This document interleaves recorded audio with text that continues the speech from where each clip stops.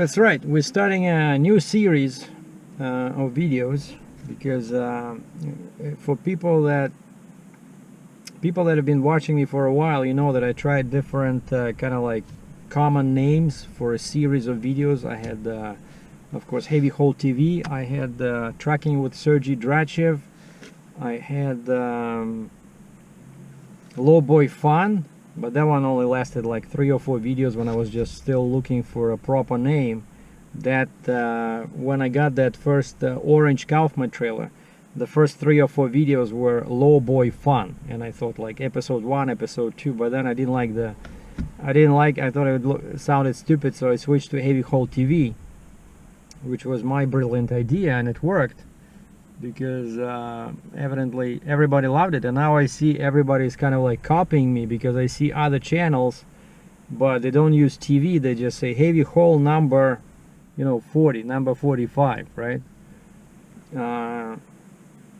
So with this new truck, being the center of the new operation, I thought I would create something Kenworth specific.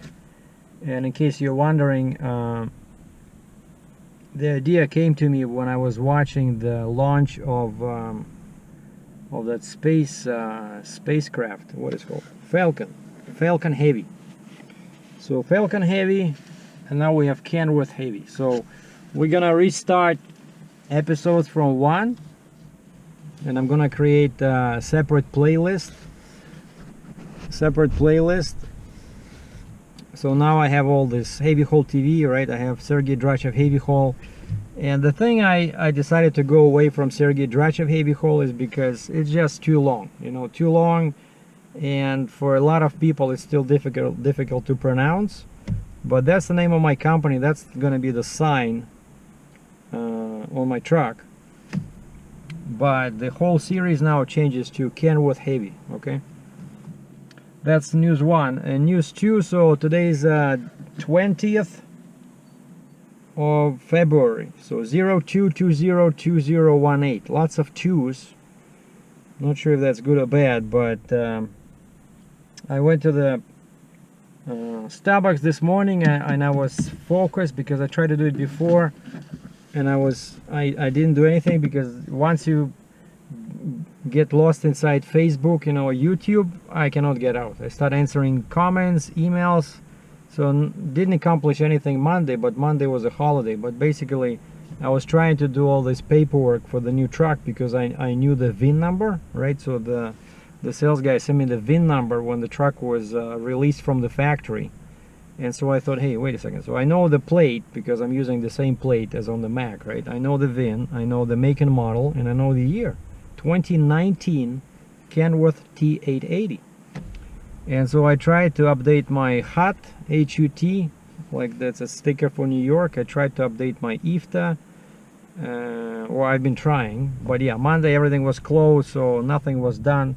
And so I started this morning like in earnest, and I finally got through to IFTA, International Fuel Tax Agreement. That's the returns you have to do every quarter, every 3 months, like how many miles you ran, how many gallons or liters of fuel you bought in each state, each jurisdiction, each province in Canada. And I did one, and the thing is I already have the new stickers, right? So when you have to renew them every year, and because every year the sticker changes the color. And right before I sold the Mac, right, because I had no idea that somebody would buy it, I renewed, because IFTA, they send you an envelope with the new stickers. No, they send you the envelope with the new application, so you have to pay like, I forget, 10 bucks, I think. Yeah, you pay 10 bucks for a set of 2 stickers for 1 truck. And I paid that, and then I received the new stickers in the mail. And of course, because my truck still had 2017 stickers, I didn't put these on, right? So because these clearly say 2018 stickers, and so I kept them brand new. And now I'm like, so what do I do? I have the stickers, I have the IFTA account. Do I need to do anything? Do I need to inform them that my VIN number changed? And so finally I got through today to them, and they said, they passed me around like 3-5 times. first lady had no idea what was the answer, and then finally, like, lady number 3 said, "Oh, actually, you don't need to do anything."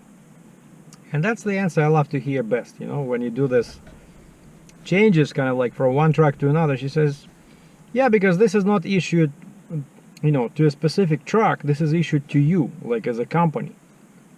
So as long as I just have one truck, like the number of trucks did not change, so my rate is the same, like fuel tax. I said, thank you. You know, you gotta love IFTA at least once in a while. Not when you're doing the return, which can be, you know, at times I felt like shooting myself. It was so crazy. So now I'm not doing it manually. Forget it. And so then I try to call HUT, H-U-T, and that stupid system, you know, I have the account, right? I have the certificate of registration, and this is another fuel tax, but for New York. New York State for some reason wants to be, you know, they don't like to be part of IFTA. They want their own thing. And I tried to, and they also have stickers, right? The sticker says HUT, New York, whatever, tax. And the plate is the same. So as soon as I tried to update, I couldn't even find the page where you can add a truck or you can switch the plate. Like in the description, they say, yeah, you can use this website to switch the plate from the old truck to the new truck. Okay, that's what I need, right? And there's no links. There's no links there. So basically, if you have a problem, call this number. But by the time I got there, I don't know, I decided to go for lunch, and then I tried to update. Another one is what, so HUT Kentucky. Okay, Kentucky was probably the second easiest after IFTA, because IFTA said nothing has to be done, but Kentucky, they have their own deal. Again, Kentucky wants fuel money separate on top of IFTA. There's a Kentucky registration. And actually, I just did my return, and it was all 0 miles. I did not run in Kentucky these, you know, the last quarter when I started running under my own authority. So I just did a quick return. It was super easy, 0, 0, 0, perfect. Maybe I shouldn't have even bothered to register, but sometimes I can go through Kentucky, you know. And if you do any amount of miles, you have to do a return. So you need to have that number. Otherwise, you have to buy like a single trip permit. So basically you can get into trouble, you know, if you don't get this number. So I have it, and I was able to go online. It says update fleet. Perfect. I click on that, plate the same, so I just changed the VIN number, I changed the year, make and model. Beautiful. So Kentucky is done. So now all I need to do is get through with this HUT. But again, a lot of things were happening, so now it's already 4:05 here in Canada, Eastern Standard Time. So, and I want to do the video, I want to give you guys the update, because a lot of important things happen, as you can probably tell from the start of this video. Everything is changing. And so then, yeah, I decided, because my stuff is in storage with a friend in his private house, and I want to pick up this oil for the PTO and the wet line, right? Because even though now it's crazy, now it's plus 10, 50F was in the morning, now it's plus 13, which is like probably 55, 56F, very warm. You see, I'm just wearing a shirt with a very light jacket. I don't know, just 3 days ago it was minus 10, which is very cold in Fahrenheit. Don't worry about the exact number. And so now I have this Arctic oil, or snowplow oil, and I'm like thinking, you know, what the heck, what am I, because it's very thick, you know, if you're not supposed to use it when it's warm, you know, but it's sitting there and it's very heavy, and I spent like 130 bucks on it because I thought of putting that into the Mac. And so I think I'll just give it when the truck's here, or actually when they're working on the wet line, I'll just give it to them. At least maybe they can use half of it, and then in the summer I'll switch to the summer oil. And so I made arrangements to pick up this thing, because the guy's now in US. So but there was somebody in his house, and I arranged with him that somebody can meet me there at like 3 o'clock, and I just went there to pick it up. But before that, another thing I wanted to do, and I wanted to do it for like 3 years, honestly, I always wanted to install the scale, the gauge, not that stupid fifth wheel gauge or the gauge on my trailer that shows you PSI. I don't trust that. I want a gauge that shows me my exact weight. And recently, if somebody's in trucking, you probably know that the prices for scaling went up by like freaking 50%, you know. It used to be $5, $6 in US, $9. I think now it's most places like $10, $13 US. In Canada it became 17, you know. But most importantly, for me as a heavy hauler, it's a really important, I need this gadget because, you know, this determines where I position the load on my trailer. And I remember with the previous system where, you know, basically, and plus it accelerates the process of ordering permits, you know, because let's say I load something and it looks okay from the side, and okay, this is where I loaded the last machine that was kind of like the same weight. And then of course, you know, I go to scale it before ordering permits, so I have to find a scale, so I have to go somewhere like 50, 100 kilometers, you know, 60 miles sometimes, just to find a scale, do a bunch of detours, pay 17 bucks Canadian here in Canada, and then let's say all of a sudden I see that I have too much weight on the trailer, you know, or too much weight on the truck, and so I gotta stop, I gotta take all chains off, and I gotta hope that the machine starts. If it's a new one, it's usually fine, but if it's an old one, sometimes that can be difficult. So it's like, it's a pain in the butt, you know, when you don't know your weights right when you're loading, you know.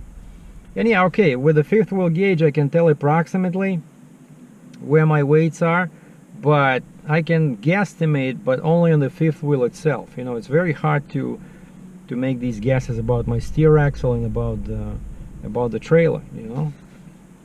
And so I wanted to do this for 3 years. There's a bunch of these makes and models on the market. It's basically a gauge.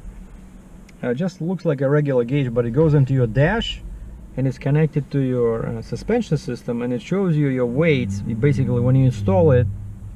And I'll have it done professionally, like I'm not that good. I want it to be, you know, working properly, so I'll go to a trailer shop or something.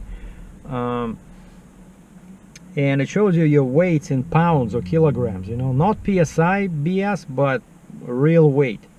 But it determines your weight on the drives and the trailer, and then it estimates your weight on the steer axle, and then because the pusher is independent, I'll just have to do like a quick, you know, quick math to estimate the weight on the pusher. When it's up and down, I just note my gross weight, and when I put it down, like the gross weight is the same, right? But the weights on the front and drives will change, and that tells me how much the pusher is. But anyway, so the one I decided to go with, everybody says it's the best.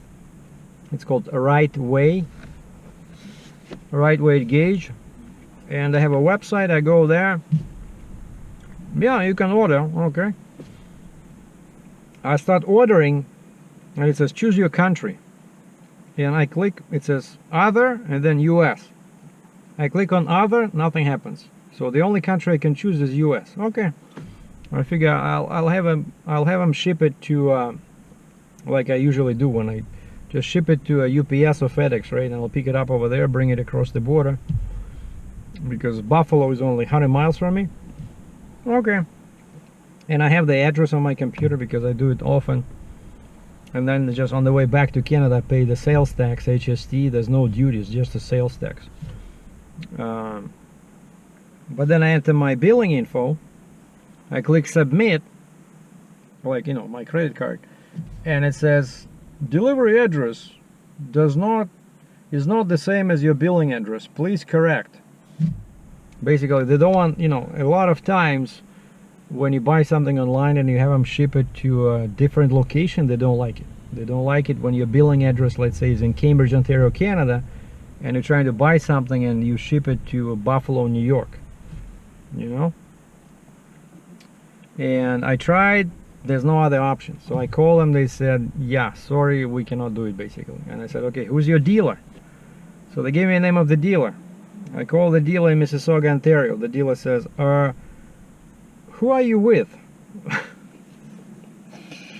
Well, basically some stupid question like that, but basically it turns out they're not the dealer, they're like the wholesaler, you know. And they said, yeah, we cannot sell it to you directly, you have to go to your local dealer. Like, where do you usually buy parts from? And I remember that's where I usually buy truck parts, in Cambridge. So I gave them that place. They said, yeah, they're our dealer. So now there's like Right Way sells it to dealer number 1, dealer number 1 sells it to dealer number 2, and that dealer sells it to me. And so I started, they're in Cambridge, I'm in Guelph, right? So I said, okay, I'm gonna go there and I'm gonna order this thing. I didn't want to do it over the phone, just because, you know, it's like three parts. The Right Way guy gave me the part numbers. So it's the gauge, and then you need an install kit for the truck. It's basically a bunch of wires and those connectors, you know, quick disconnect. And sorry, and then install kit for the trailer. It's getting so hot in here, I'm telling you. It's really warm outside. Spring is coming. And so I decided to go there, and these guys are in Cambridge. And I start driving and my phone beeps, and I just catch a glimpse of some picture, and the picture looks like my truck, you know, black. Okay, and I see the sender is the Kenworth dealer. So I pull over, I stop on the shoulder away from the road, everything is super safe, honky-dory, and I open the email, and it says just 3 words: it's landed. And attached to that email was this picture.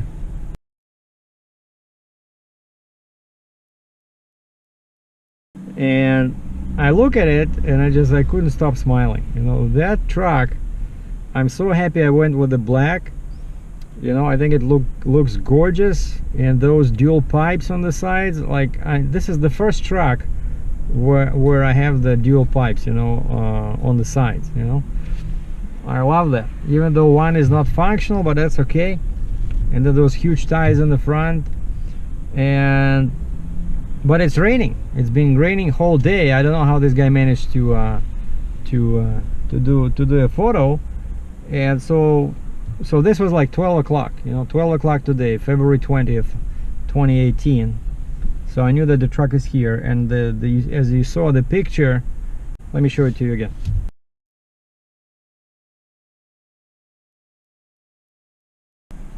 As you see, the picture shows a truck, shows the truck, my truck, already on the ground. So it's already disconnected, because, you know, they bring them like 3 or 4 loaded on top of each other, right? So I don't know how long that takes, but basically the truck is already ready. And so I talked to the sales guy. I said, okay, so what's the timeline? When can I come over? I need to drop off this stupid oil. It's so heavy, you know, the jack, and you cannot put it on the side, because, you know, I'm afraid it'll start spilling and it'll wreck my car. And so now we agreed tomorrow morning. So today's Tuesday, so tomorrow morning, Wednesday, some guy is coming, the guy who's been installing the engine heater, and they want me to show them where I need the switch or something, I don't know. But basically, yeah, they want to talk to me about the installation, and it's all included. We talked about this before. So the truck came with a bunk heater from the factory, just, you know, one single thing, the same what I had on my Mac. But I told them a long time ago that I want 2-in-1 engine heater and bunk heater, and it's made by the same company. It's just it's an extra module they have to add to the truck. So that's one thing they're going to be doing. And then the second thing is the fenders. So if the truck looks cool now, and let's again look at that picture.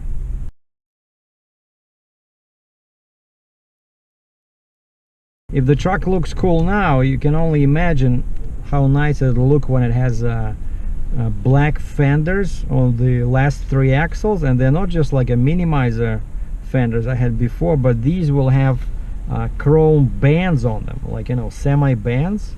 And I see them on trucks in here, because I think they're made somewhere here locally. I forget the name of the company, but they're cheaper. They're much cheaper than minimizer fenders, but they're the same idea. So every axle even though originally I didn't want this, because if you remember my Mac, I had a flat tire on the Mac, and it was very difficult to take the tire off. But you know, everybody does it like this. I said okay, so I'll just make sure I carry some tools, because to remove a tire or replace a tire on this truck, the fender would have to be removed because it sits too close, right? So yeah, so we'll have the fender. So first thing they're going to be doing is the engine heater. It'll be done right at the dealer, so just the outside guy is coming over, and they let him use the dealer shop. Cool. And then they're going to be installing the fenders. I think the dealer is installing the fenders themselves. And then thing number 3, they already have an appointment with the PTO shop, wet line shop, and so tomorrow I'm going there, and while I talk to the engine heater guy, we're gonna put this oil in the truck, so hopefully it doesn't spill. Or I'm gonna secure it, probably get some, maybe, I don't know, some strap or something, just make sure it doesn't fall over, tip over. But it looks like it's properly sealed. It's like a, you know, one of those huge jugs you see at auto parts stores, like 5 gallons I think. And if it's not enough, I just want them to mix it, you know, mix it with summer oil, and then it should be good. And so yeah, so engine heater, fenders, and the wet line. And then when the truck is ready, I thought we'll be doing it right now, but he says no, let's sign the lease when the truck is fully ready. Okay, so I have the money for the down payment. So the lady, you know, from Kenworth main branch, otherwise I'd have to drive to Mississauga, and we can do it over email, but the guy says she's coming here. So once the truck is done, we're gonna sit down, we're gonna sign all the documents. I'm gonna give him my bank information, where they start taking this humongous amount of money every month for this truck. Yeah, and then I'll have to ask him, ask the dealer about the grease. So some guy suggested I grease the truck between the frames, and so I asked the sales guy about this, and he said, oh, this is the first time I hear this. And I wanted to ask him, never mind, but he said it's a good idea. And I said, yeah, I didn't come up with it myself. I said some experienced guy told me this, they do it with all of their trucks. And he said, well, maybe, I'm not sure about the grease between the frames, but he says Challenger over here, Challenger Motor Freight, the big local carrier, he says all their new trucks they send to a crown rust protection or whatever, you know, this big company that does they spray special thing underneath. And he says it's not that expensive, and maybe they can, usually they just cover the truck from beneath so that it doesn't rust, because, you know, in Canada here we put lots of bad stuff on the, you know, on the road. And so he says, well, you can ask him, you know, but I cannot do it myself, because you need a pit, you know, to climb under the truck, and all these trucks are very low. So basically I want to spray liquid film between the frames, the dual double frame, and then hopefully maybe put some silicone in there. But at least if they can put some anti-corrosion spray, you know, that would really help. And that's all. But for that, of course, I'll be on my own, so I'll be able to do that only when the truck is, you know, ready, when I have the plates transferred and everything, right, when the insurance includes this truck. And yeah, as far as the dealer is concerned, all they're doing is the engine heater, fenders, and the wet line. Like the lights are on the roof, everything is ready to go, and then it's up to me to do the grease. But I really want to do it because it still can be cold here in March, so they're still gonna put this stuff on, you know, salt on the roads. And I'll probably, because this truck is so expensive, I'll probably have to keep it. I'm not gonna keep it just for 3 years. I'll probably be keeping it, I don't know, maybe till I retire or something, or I win a lottery. And the last thing that I will need to do, or again with my own coin, is install this right way gauge, right? But while all this is happening, I'll keep pushing with that, and I need the trailer for that, you see, so they cannot do it because part of the installation requires the trailer. And so then, of course, now it's warm, it's nice. I'm gonna go grab some sandpaper or some, you know, file, and just work on that, on those outriggers, because they look awful on the trailer. So I want to get rid of the rust on the outriggers, and then I'll just grab some couple of cans of rust paint and paint them, and the trailer will look, you know, as good as new. And oh, and one more thing is, when the lady is coming for me to sign the lease, I want to talk to her about the flip box, about the 23-inch gooseneck extension. I already have an invoice from my local Fontaine dealer. He gave me the price. It has my name on it, like official invoice, so I can give it to this lady. If they agree to include it in the truck sale, you know, so then they just increase the truck price by this money, and then the dealer can charge me, you know, extra every month, right? Because now the financing is a bit bigger, but you know, it's like almost 5 grand Canadian for that piece of metal, you know. I don't want to pay my own money, so I'll try to get it financed. If not, maybe sometimes they do it, you know, I know they do it with trailers. You know, when you buy a trailer, sometimes they ask you, hey, do you need like a couple of $1,000 for chains and binders? I remember all my previous trailer dealers did this. And you know, it always helps out, because there's so many expenses when you start with a new vehicle, be it a trailer or a truck. And so if these guys cannot do this, if they cannot cover this flip box through the contract, maybe they can give me some cash back or something. We'll see. But if I cannot buy it now, I'll buy it later. But I really think I need that one, because this truck is 254 inches and my Mac was 244, and this one has 20,000 K axle on the front. Really, I really need to be able to move the weight towards the front, you know, for heavy loads, especially since this truck is gonna be probably at least 2,000 pounds heavier, you know. And that's it. So while they're doing all this, I'll keep pushing, you know, with the paperwork. And of course the main thing is about the paperwork. All this hot, it's all, you know, I don't even need to wait for the actual sticker from New York. As long as I do it online, and that sticker costs only $1. They at the end of the transaction, you see the receipt, and you print out that receipt, and that receipt is your proof that you registered and you ordered the sticker. So if a cop stops you and you don't have that HUT sticker in New York, you just show them that receipt. So that's not critical.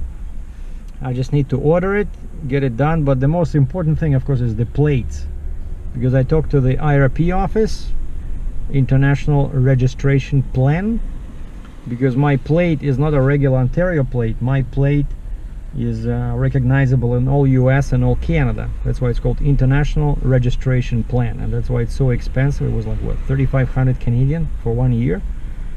And they sent me a list of the documents they need to transfer the plate, and one of them was signed, a copy of the signed lease for the truck, which I don't have yet, right?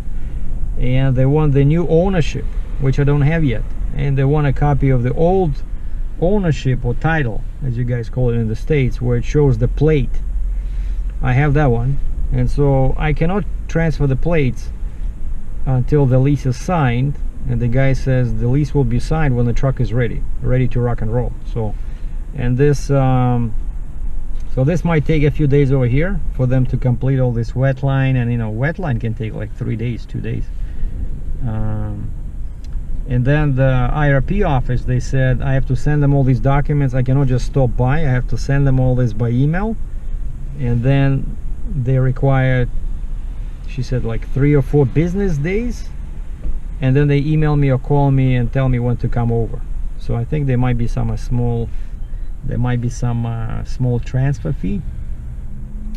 But that's the main summary. It's like pretty complicated, you know, a lot of things to do just before you hit the road, you know. But at least most of it was already in place with the old truck, so now I just to do all this flipping around with a new VIN number and the year and make and model, right? Oh, and one more thing, I gotta order that transponder for customs. That's $400 US, and I ran into trouble with that one because my Mac is registered there with the old transponder, and when I tried to transfer or change, they said, okay, enter the VIN number. Okay, I did that. Enter your year, make and model. I did that, and then enter the plate number. And as soon as I enter the plate number, I see the error message saying that that plate is already registered with a, you know, different vehicle. And so I gotta call those guys again. I cannot fix it online, you know.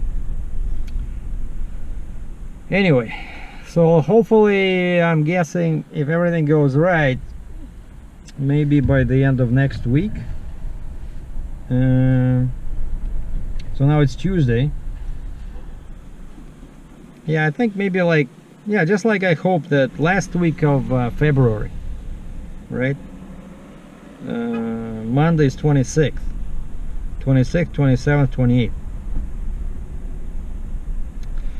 And yeah, and one more thing is I already have the application on my computer for the load board. So I'm signing up for another load board in Canada. It's super expensive, but I need that because I need more loads, right? So that's it. So that was a quick update. I'll end again with a picture of the truck. So thanks for watching. Stay tuned for the new and exciting series, Kenworth Heavy from SERGEI DRATCHEV. Episode 2 is coming soon. Hopefully tomorrow, if it doesn't rain, I'll be able to do like a walk around and show you guys the truck and just briefly go over the specs again and show you the engine and show you the interior, and hopefully maybe they'll allow me to start the truck and we'll just listen to the growl of the 605 horsepower motor. Stay tuned, take care, be good.